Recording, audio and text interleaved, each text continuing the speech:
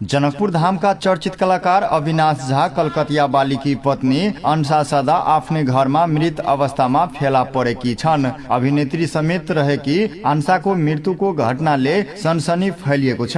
हास्य कलाकार तथा विभिन्न नाटकमा आफ्नो अदाकारीको प्रदर्शनमा पोखत रहेकी अंशा र अविनाशको जोडीलाई दर्शकले निकै रुचाउने गरेका छन्। जनकपुर धामको लोचा पोखरी स्थित घरमा सोमबार राति उनी मृत भेटिएको जिल्ला प्रहरी कार्यालय धनुषाले जनाएको छ।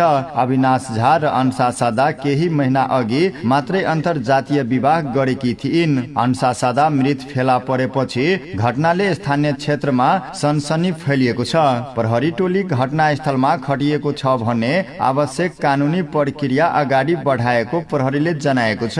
यता घटना शंकास्पद रहे पनि मृतको पोस्टमार्टमको रिपोर्ट आएपछि शंकाको मृत्युबारे स्पष्ट हुने प्रहरीको भनाइ छ।